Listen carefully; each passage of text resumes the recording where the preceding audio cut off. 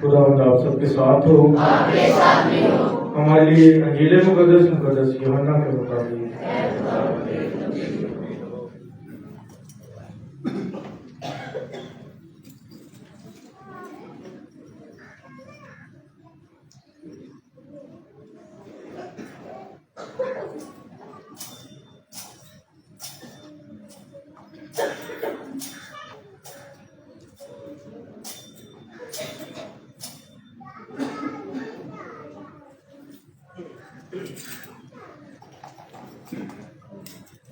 उसके लिए मैं वापस उस वक्त ईद मिस्रा से पहले यीशु ये जानते हुए कि मेरा वो वक्त आ पहुंचा है कि बाप से रुखसत करके कि दुनिया से रहलत करके बाप के पास जाऊं, जबकि अपनों को जो दुनिया में थे प्यार करता और उन्हें आखिर तक प्यार करता गया।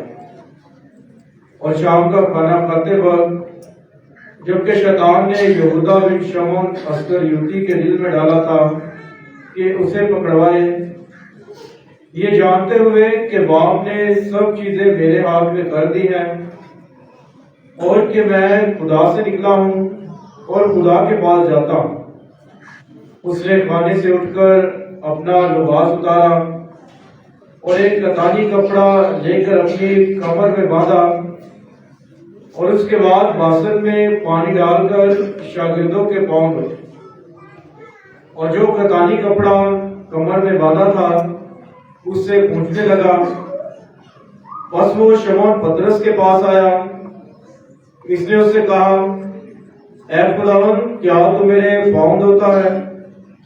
यीशु ने जवाब में उससे कहा कि जो कुछ मैं करता हूं अब तू नहीं जानता, मगर बाद में समझेगा।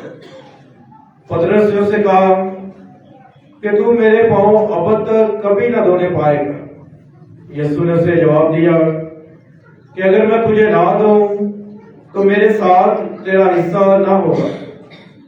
शमौन पतरस ने उससे कहा कि ऐ खुदावन, सिर्फ मेरे पांव ही नहीं बल्कि मेरे हाथ और मेरा सर भी। यीशु ने उसे कहा, वो जो नहा चुका है उसे धोने की हाजत नहीं, बल्कि सरासर पाक है। तुम भी पाक हो, लेकिन सब के सब नहीं। क्योंकि वो अपने पकड़वाने वाले को जानता था, इसलिए उसने कहा कि तुम सब पाक नहीं हो।